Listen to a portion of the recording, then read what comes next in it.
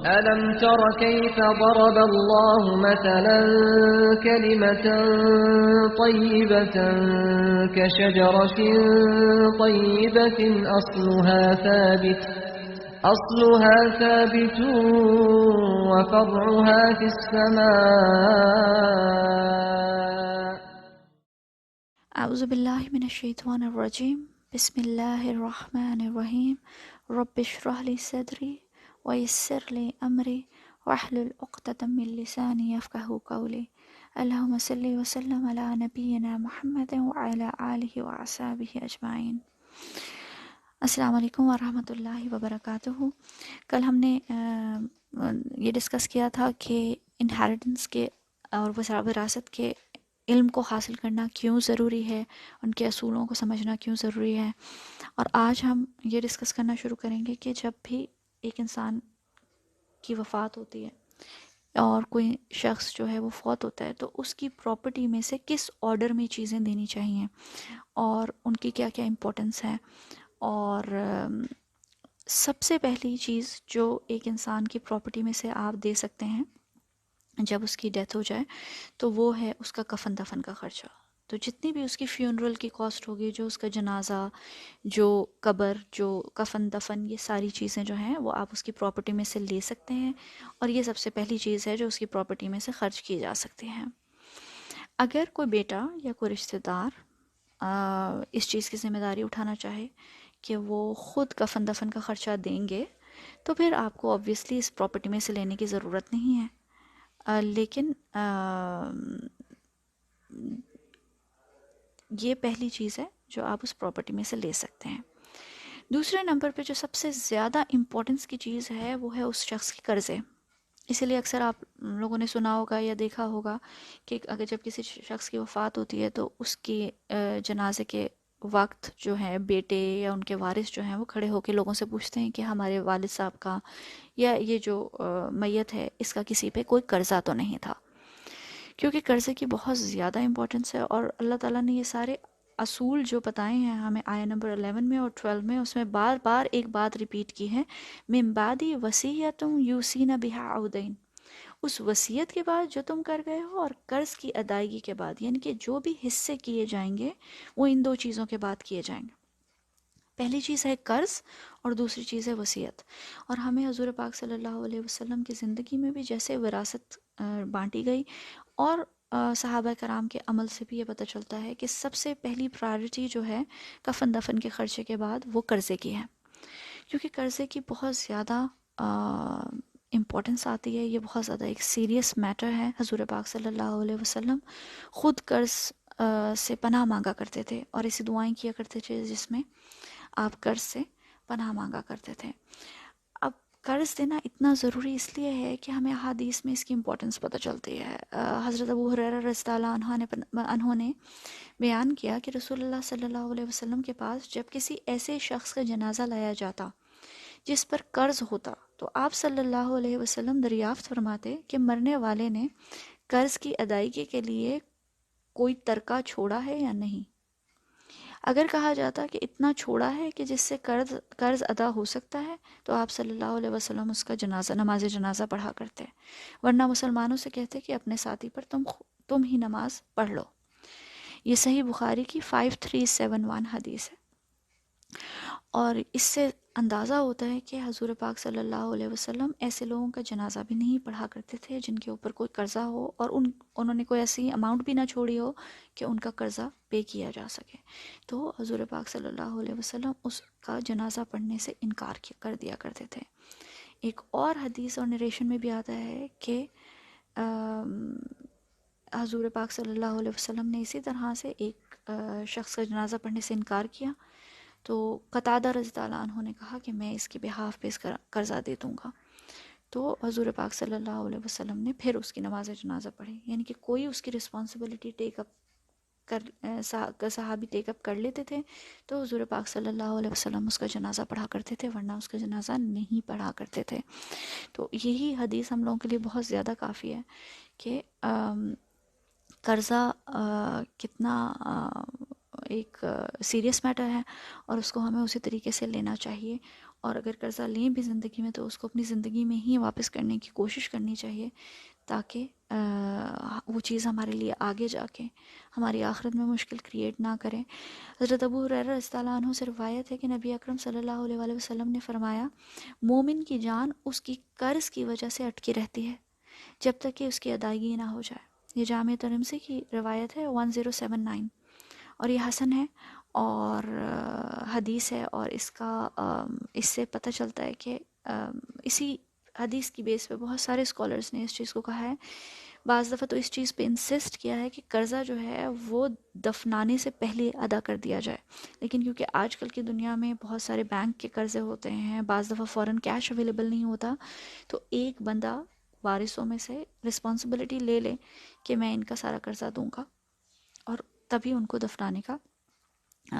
وہ معاملہ کیا جائے۔ اور اس چیز میں بہت جلدی کرنی چاہیے، یعنی کہ قرضہ ادا کرنے میں بہت جلدی کا معاملہ کرنا چاہیے۔ ایک اور طرح کا قرضہ جو انسان کے اوپر ہو سکتا ہے اس کی وفات کے وقت، وہ ہے اللہ تعالیٰ کا قرضہ۔ تو اللہ سبحانہ و تعالیٰ کا کس طرح کا قرضہ ہو سکتا ہے؟ وہ یہ کہ اگر ایک بندے نے زکوٰۃ دینی تھی اور اس نے نہیں دی، تو وہ زکوٰۃ دینا جو ہے وہ اس شخص پہ اللہ تعالیٰ کا قرضہ ہے، تو وہ بھی اولاد کی ذمہ داری ہے کہ وہ اس کی زکوٰۃ دے۔ پھر کسی قسم کا کفارہ اس نے دینا تھا، فرض کریں کوئی اس نے قسم کھائی تھی، اور جھوٹی قسم کا کیونکہ کفارہ ہوتا ہے، آپ نے 10 بندوں کو کھانا کھلانا ہوتا ہے، تو وہ بھی جو ہے وہ اس کی پراپرٹی میں سے فوراً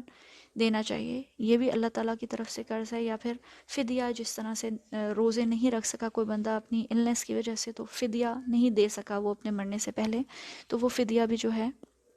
وہ اس کی پراپرٹی میں سے فوراً دینا چاہیے۔ اور اگر اس نے کوئی اللہ تعالیٰ سے وعدہ کیا تھا کہ میں کسی بھی قسم کا وعدہ، کسی قسم کی اوتھ جو اس نے اللہ تعالیٰ کے ساتھ لی ہو، تو اس کو بھی پورا کرنا جو ہے وہ اولاد کی ذمہ داری ہے، اور وہ اس شخص کے اوپر اللہ تعالیٰ کا قرض ہے۔ اور یہ چیزیں جو ہیں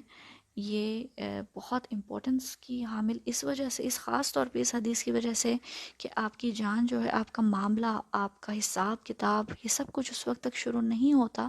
جس وقت تک کہ ایک مومن کا قرضہ اتر نہیں جاتا۔ تو اس چیز کو اٹ موسٹ امپورٹنس دینی چاہیے، اور کفن دفن کے خرچے کے بعد جو اگلا خرچہ اس کی پراپرٹی میں سے جائے گا وہ اس کے قرضے کی ادائیگی ہے۔ اب تیسری چیز جو امپورٹنٹ ہے وہ ہے وصیت۔ وصیت کے معاملے میں بہت سارے مسکنسیپشنز ہماری سوسائٹی میں پائے جاتے ہیں کہ جی ہم نے سنا تھا، بہت سارے لوگ کہتے ہیں کہ جی مرنے والے کی آخری خواہش یہ تھی، یا پھر ڈیتھ بیڈ پہ لوگ کہنا شروع ہو جاتے ہیں کہ میری پراپرٹی میں سے اتنا حصہ اس کو دے دینا، اتنا حصہ اس کو دے دینا، یا پھر ان کو یہ لگنے لگ جاتا ہے کہ یہ ان کا رائٹ ہے، جبکہ کل بھی ہم نے ڈسکس کیا تھا کہ ایک انسان کے مرنے کے بعد، یا پھر وہ اگر ایسی اسٹیٹ میں چلا گیا ہے جب وہ بیمار ہے اور اس کی موت کا وقت آ گیا ہے، اس وقت وہ کسی کے نام پراپرٹیز نہیں کر سکتا، اس لیے کیونکہ وہ انہیریٹنس میں آئے گا، وہ انہیریٹنس کے اصولوں کے مطابق دی جائیں گی چیزیں۔ ہاں البتہ اگر وہ اپنی صحت کی حالت میں اپنی زندگی میں کسی کو گفٹ کرنا چاہے تو وہ ایک الگ بات ہے جو ہم لیٹر آن ڈسکس کریں گے کہ گفٹ کیا ہے اور اس کے کیا اصول ہیں۔ لیکن کوئی شخص اپنے ڈیتھ بیڈ پہ جا کے جب اس کی موت کا وقت قریب آ گیا ہے تو اس طرح کی باتیں لوگوں کو نہیں کہہ سکتا کہ میری آدھی پراپرٹی فلاں کو دے دینا، یا فلاں رشتہ دار کو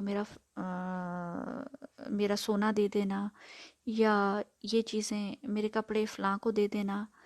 یہاں تک کہ اس کی پراپرٹی کا ہر حصہ جو ہے وہ اب انہیریٹنس کے اور اللہ تعالیٰ کے حدود کے مطابق ڈسٹریبیوٹ کیا جائے گا، اس میں اس کی رائٹ اور اس کا سے نہیں ہے۔ تو اگر اس شخص کا اب اس معاملے میں کوئی سے نہیں ہے تو پھر یہ وصیت کا کیا اصول ہے؟ کیونکہ اللہ تعالیٰ نے فرمایا ہے ان آیات میں من بعد وصیۃ یوصین بہا او دین، یعنی کہ اس وصیت کے بعد اور قرضے کے بعد۔ تو اب وصیت کا اس کا مطلب ہے کوئی نہ کوئی کانسیپٹ ہے، تو وہ کانسیپٹ یہ ہے کہ آپ اپنی پراپرٹی میں سے 1/3 یعنی کہ 1/3 جو ہے وہ وصیت کر سکتے ہیں، اور اس سے زیادہ آپ وصیت نہیں کر سکتے۔ وہ 1/3 اور 1/3 جو ہے وہ آپ وصیت کسی کو بتا بھی سکتے ہیں، لکھ بھی سکتے ہیں، اور وہ اللہ تعالیٰ کا خاص رحم ہے ہم لوگوں پہ کہ اللہ تعالیٰ نے ہمیں یہ 1/3 کا رائٹ دیا ہے، اور اس کے بہت زیادہ فائدے ہیں کیونکہ لوگوں کے بہت ڈفرینٹ سرکمسٹانسز ہوتے ہیں، اور اس میں یہ 1/3 جو ہے وہ بہت زیادہ کام آتا ہے۔ حضور پاک صلی اللہ علیہ وآلہ وسلم نے فرمایا کہ کسی مسلمان کے لیے جس کے پاس وصیت کے قابل کوئی بھی مال ہو، درست نہیں ہے کہ وہ 2 راتیں بھی وصیت کو لکھ کر اپنے پاس محفوظ رکھے بغیر گزارے۔ یعنی کہ اگر آپ کے پاس کوئی بھی مال ہے جس کا 1/3 آپ وصیت کرنا چاہتے ہیں، تو آپ کو وہ لکھ کے اپنے پاس محفوظ رکھنا چاہیے۔ یہ صحیح بخاری کی 2738 یہ حدیث ہے۔ وصیت لکھنا جو ہے وہ پریفریبل ہے، بہتر ہے کہ وصیت لکھی بھی ہو۔ کچھ لوگ وصیت لکھتے ہوئے وٹنسز بھی کی موجودگی بھی رکھتے ہیں، وہ اچھی بات ہے، اور کچھ لوگ کورٹ میں بھی اپنی وصیت جو ہے جا کے رجسٹر کراتے ہیں، وہ اچھی بات ہے، لیکن یہ اسلام کی ریکوائرمنٹ نہیں ہے۔ اگر کسی بھی وارث نے یا کسی بھی شخص نے مرنے والے کو کہتے ہوئے سنا ہے کہ وہ 1/3 کی وصیت کر رہا ہے، وہ کہتا ہے کہ جی میرا 1/3 جو ہے وہ آپ نے مسجد میں دے دینا، یا میرا 1/3 جو ہے وہ فیملی میں جتنے بھی یتیم بچے ہیں ان میں بانٹ دینا، تو جو اب جس نے یہ بات سنی ہے، یہ اس کی ذمہ داری ہے کہ وہ اس بات کو اور وصیت کو ایگزیکیوٹ کروائے۔ اس چیز کا ایویڈنس ہمیں سورہ بقرہ کی آیہ نمبر 181 میں ملتا ہے، جس میں اللہ تعالیٰ فرماتے ہیں جو شخص وصیت کو سننے کے بعد بدل ڈالے تو اس کے بدلنے کا گناہ انہی لوگوں پر ہے جو اس کو بدلیں گے، اور بے شک خدا سنتا اور جانتا ہے۔ یعنی کہ جب وہ شخص وصیت اپنی بتائے کسی کو کہ میں 1/3 جو ہے وہ اپنی فرض کریں زمین ہے اس کا وقف کرنا چاہتا ہوں، یا وہ کہے کہ میں اپنی 1/3 جو ہے وہ مسجد میں دینا چاہتا ہوں، یا میں 1/3 جو ہے وہ اپنی فیملی کے یتیموں میں بانٹنا چاہتا ہوں، یہ اس شخص کا کمپلیٹ رائٹ ہے، اور سننے والے کی ذمہ داری ہے۔ اس کے لیے کوئی ریٹن ول ہونے کی ضرورت نہیں ہے، نہ ہی اس کے لیے شہادتوں کا اور وٹنسز کا ہونا ضروری ہے۔ جس نے سنا ہے یہ اس کی ذمہ داری ہے کہ وہ اس کے وارثوں تک یہ انفارمیشن پہنچائے، اور پھر وارثوں پہ یہ فرض ہے کہ وہ اس ول کو اور اس وصیت کو ایگزیکیوٹ کریں۔ اگر وہ اس کو ایگزیکیوٹ نہیں کرتے اور وہ 1/3 بھی جو ہے آپس میں بانٹ لیتے ہیں، تو وہ 1/3 حصہ جو ہے مال کا وہ ان وارثوں کے اوپر حرام ہے، یعنی کہ وہ پھر حرام کھائیں گے اگر وہ 1/3 جو ہے وہ ایگزیکیوٹ نہیں کرتے، اور اپنے جو جس کی وفات ہوئی ہے اس کی مرضی کے مطابق اس 1/3 کو اس وصیت کو ایگزیکیوٹ نہیں کرتے۔ اب وصیت کی بھی کچھ ریکوائرمنٹس ہیں جو ہم حدیث کے تھرو دیکھنے کی کوشش کرتے ہیں۔ سب سے پہلے تو وصیت جو ہے وہ 1/3 جو ہے میکسیمم ہے، 1/3 سے زیادہ آپ وصیت نہیں کر سکتے، اور اس کا ایویڈنس ہمیں صحیح بخاری کی حدیث ہے 5668 اس میں ملتا ہے۔ سعد بن ابی وقاص سے روایت ہے کہ ہمارے یہاں رسول اللہ صلی اللہ علیہ وسلم میری عیادت کے لیے تشریف لائے۔ میں حجۃ الوداع کے زمانے میں ایک سخت بیماری میں مبتلا ہو گیا تھا۔ میں نے عرض کیا میری بیماری جس حد کو پہنچ چکی ہے اسے حضرت صلی اللہ علیہ وآلہ وسلم دیکھ رہے ہیں۔ میں صاحب دولت ہوں اور میری وارث میری صرف ایک لڑکی یعنی کہ ایک بیٹی کے سوا اور کوئی نہیں ہے، تو کیا میں اپنا 2/3 مال صدقہ کر دوں؟ تو حضور پاک صلی اللہ علیہ وسلم نے فرمایا کہ نہیں۔ میں نے پھر عرض کیا کیا میں آدھا مال صدقہ کر دوں؟ آپ نے فرمایا نہیں۔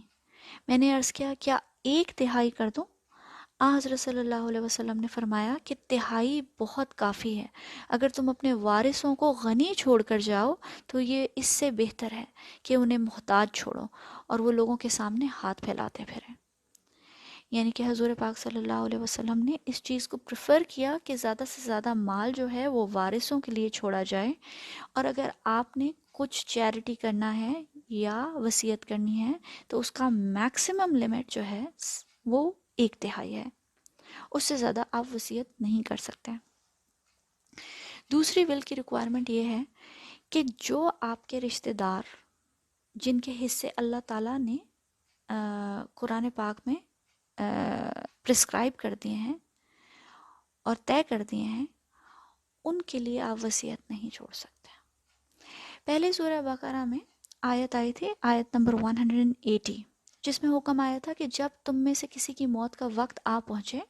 اور وہ کچھ مال چھوڑ رہا ہو تو اس پر فرض کر دیا گیا ہے کہ والدین اور رشتہ داروں کے حق میں انصاف کے ساتھ وصیت کرے۔ اللہ تعالیٰ کا تقوی رکھنے والوں پر یہ حق ہے، ٹھیک ہے؟ تو اس کے مطابق، اس آیت کے مطابق آپ کو لگتا ہے کہ آپ نے والدین کا اور رشتہ داروں کا جو حق ہے وہ وصیت میں لکھنا ہے، لیکن بعد میں جب سورہ نساء میں وراثت کے حقوق اور وراثت کے اصول جو ہیں وہ اللہ سبحانہ وتعالیٰ نے صاف صاف بیان کر دیے، تو اب رشتہ داروں کا یا والدین کا اور کسی کے لیے وصیت نہیں کی جا سکتی۔ اب وہ اصول جو ہیں وہ فکسڈ ہیں، وہ طے کر دیے گئے ہیں سورہ نساء آیہ نمبر 11 اور 12 میں، اور اب آپ وصیت ایسے لوگوں کے لیے نہیں کر سکتے جن کے لیے اللہ تعالیٰ نے آلریڈی حق رکھ دیا ہے۔ یعنی کہ بعض لوگ یہ سوچتے ہیں کہ بیٹے کا حصہ زیادہ ہے تو بیٹی کو ایکسٹرا دینے کے لیے ہم 1/3 جو ہے وہ بیٹی کو ول کر دیں، لیکن اس کی اجازت نہیں ہے۔ کچھ لوگ یہ بھی سوچتے ہیں کہ بیوی کو صرف 1/8 ملے گا تو 8واں حصہ ملے گا، تو وہ بیوی کو 1/3 وصیت کر دیں۔ ایسی چیز پاسبل نہیں ہے، کیونکہ بیوی کے، اولاد کے، ماں باپ کے جن جن کے حقوق اللہ تعالیٰ نے کلیئرلی بتا دیے ہیں، آپ ان کے نام وصیت نہیں کر سکتے، ان کو ایکسٹرا 1/3 نہیں دے سکتے۔ اور اس کی ہمیں ایویڈنس سنن نسائی کی حدیث نمبر 3673 میں ملتا ہے۔ عمرو بن خارجہ رضی اللہ عنہ کہتے ہیں کہ رسول اللہ صلی اللہ علیہ وسلم نے فرمایا، اللہ عز و جل نے ہر صاحب حق کو اس کا حق دے دیا ہے اور کسی وارث کے لیے وصیت جائز نہیں۔ یعنی کہ جن وارثوں کے لیے اللہ تعالیٰ نے حق ڈیسائیڈ کر دیے ہیں، آپ ان کے نام پہ وصیت نہیں کر سکتے۔ تو اب جو پہلی آیت ہم نے سورہ بقرہ میں پڑھی ہے، آیت نمبر 180، وہ سورہ نساء کی وراثت کی آیات آنے کے بعد ایبروگیٹ کر دی گئی تھی، اور اب وہ استعمال نہیں کی جاتی کیونکہ اب وہ ایبروگیٹڈ آیا ہے۔ تیسری چیز جو ہے وہ یہ کہ ایک مسلمان جو ہے اس کو وہ نان مسلم سے کا وارث نہیں ہو سکتا، اور ایک نان مسلم جو ہے وہ مسلمان کا وارث نہیں ہو سکتا۔ یعنی کہ فرض کریں اگر باپ مسلمان ہے تو اس کا نان مسلم بیٹا جو ہے وہ اس کا وارث نہیں ہے، اور اگر باپ جو ہے وہ نان مسلم ہے تو اس بیٹے کو اپنی یہ مسلمان بیٹے کو اپنے باپ کی جائیداد میں سے کچھ نہیں ملے گا۔ تو اس کے لیے ہمیں یہ حدیث ملتی ہے صحیح بخاری کی، صحیح حدیث ہے 1588۔ حضرت اسامہ بن زید رضی اللہ عنہما نے سے روایت ہے کہ انہوں نے پوچھا، یا رسول اللہ، آپ مکہ میں کیا اپنے گھر میں قیام فرمائیں گے؟ یعنی کہ یہ شاید ایسے وقت کی حدیث ہے جب حضور پاک صلی اللہ علیہ وسلم مکہ جا رہے تھے، اور اس ٹائم پہ حضرت اسامہ بن زید رضی اللہ عنہما نے رسول اللہ صلی اللہ علیہ وسلم سے پوچھا کہ کیا آپ مکہ میں اپنے گھر میں قیام فرمائیں گے؟ تو آپ صلی اللہ علیہ وسلم نے فرمایا کہ عقیل نے ہمارے لیے محلہ یا مکان چھوڑا ہی کب ہے، سب بیچ کر برابر کر دیا۔ عقیل اور طالب ابو طالب کے وارث ہوئے تھے، یعنی کہ ابو طالب کے 4 بیٹے تھے، عقیل، طالب، حضرت جعفر رضی اللہ عنہ اور حضرت علی رضی اللہ عنہ۔ ان میں سے صرف عقیل اور طالب ابو طالب کے وارث ہوئے تھے۔ جعفر اور علی رضی اللہ عنہما کو وراثت میں کچھ نہیں ملا تھا کیونکہ یہ دونوں مسلمان ہو گئے تھے، اور عقیل رضی اللہ عنہ ابتدا میں اور طالب اسلام نہیں لائے تھے۔ عقیل رضی اللہ عنہ نے لیٹر آن اسلام قبول کر لیا تھا، لیکن طالب نے کبھی بھی اسلام قبول نہیں کیا۔ تو اس بنیاد پر حضرت عمر بن خطاب رضی اللہ عنہ فرمایا کرتے تھے کہ مسلمان کافر کا وارث نہیں ہو سکتا، اور وائس ورسا ہے، کافر بھی مسلمان کا وارث نہیں ہو سکتا۔ اب اس پوائنٹ پہ اس چیز کو انڈرسٹینڈ کرنا ضروری ہے کہ وارث نہ ہونے کا کیا مطلب ہے۔ تو ایک ایگزامپل یہ ہے کہ ایک شخص اگر مسلمان ہے اور اس کی اولاد میں سے کوئی جو ہے وہ نان مسلم ہے، تو اللہ سبحانہ وتعالیٰ نے جو سورہ نساء میں اصول بتائے ہیں، اولاد کے جو پورشنز بتائے ہیں، اس میں سے وہ نان مسلم بچہ جو ہے وہ نکل جائے گا، اس کو کوئی حصہ نہیں ملے گا یہ مسلمان باپ کی وراثت میں سے جو شیئرز ہوں گے۔ اس لیے میں نے کہا تھا کہ یہ جو 1/3 ہے وہ ایک رحم ہے اللہ تعالیٰ کا ہمارے اوپر، کیونکہ اس کیس میں پھر وہ 1/3 جو ہے اس میں سے وہ مسلمان باپ جو ہے وہ اپنے نان مسلم بچے کو وصیت کر سکتا ہے۔ فرض کریں باپ مسلمان ہے اور کوئی اولاد جو ہے وہ مسلمان نہیں ہے، ساری ہی اولاد نان مسلم ہے، تو پھر سورہ نساء کی آیات اپلائی نہیں ہوں گے، کیونکہ نان مسلم بچوں کو کوئی وراثت نہیں ملتے۔ تو اس کیس میں باپ جو ہے وہ یہ کر سکتا ہے کہ 1/3 جو ہے وہ ان بچوں میں بانٹتے، کیونکہ وہ اب وراثت کے اصولوں میں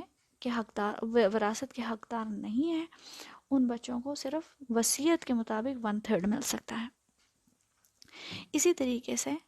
یہ اصول اڈاپٹڈ بچوں پہ بھی لگایا جا سکتا ہے، کیونکہ اڈاپٹڈ بچے جو ہیں وہ وراثت کا حصہ نہیں بنتے۔ جب اللہ سبحانہ وتعالیٰ کہتے ہیں کہ اولاد کے کیا رائٹس ہیں، اس میں اڈاپٹڈ بچے نہیں آتے، تو اس کیس میں بھی والدین جو ہیں 1/3 اڈاپٹڈ بچوں کو دے سکتے ہیں۔ اسی طرح اگر کسی کی کوئی ناجائز اولاد ہو تو اس کو بھی کیونکہ اس بچے کا کوئی قصور نہیں ہے اس چیز میں، تو اس کو 1/3 دیا جا سکتا ہے، لیکن اس کا وراثت میں کوئی پارٹ یا کوئی حق نہیں ہوگا۔ دوسری چیز یہ کہ وہ شخص 1/3 سے صدقہ بھی کر سکتا ہے، چیریٹی بھی کر سکتا ہے، مسجد بنوا سکتا ہے، مسجد جو بھی صدقہ جاریہ وہ اپنے لیے کرنا چاہے وہ لکھ کے جا سکتا ہے۔ یہ سب اللہ تعالیٰ نے ایک انسان کو رائٹ دیا ہے، اور وہ ہم نے سعد بن ابی وقاص کی جو حدیث پڑھی تھی جس میں انہوں نے کہا کہ میری ایک ہی بیٹی ہے اور میں صدقہ کرنا چاہتا ہوں، تو حضور پاک صلی اللہ علیہ وسلم نے اس کی اپر لمٹ جو ہے وہ 1/3 1/3 بتائی ہے۔ تو آئی ہوپ کہ سب لوگوں کو اس بات وصیت کے سارے اصولوں کا سمجھ آ گیا ہوگا۔ اس میں ہم نے آج صرف 3 چیزیں ڈسکس کی ہیں۔ سب سے پہلے اس شخص کے مال میں سے کفن دفن کا خرچہ کیا جائے گا، پھر اس کے قرضے اتارے جائیں گے، جو بھی قرضے اس کے انسانوں کی طرف ہیں اور جو بھی اللہ کی طرف ہیں، اور تیسری چیز جو ہے وہ اس کی وصیت جو ہے وہ ایگزیکیوٹ کی جائے گی۔ تو آئی ہوپ کہ میں کلیئرٹی سے ایکسپلین کر سکی ہوں۔ میں اللہ تعالیٰ سے معافی مانگتی ہوں اگر مجھ سے کوئی غلطی ہو گئی ہو، اور تم لوگوں سے بھی ریکویسٹ کروں گی کہ تم لوگ بھی اپنا انپٹ دو، اور اس چیز کو ہم جتنا ڈسکس کریں گے اتنا ہی اچھا ہے۔ اور جزاک اللہ خیرن کثیرہ۔ اللہ حافظ۔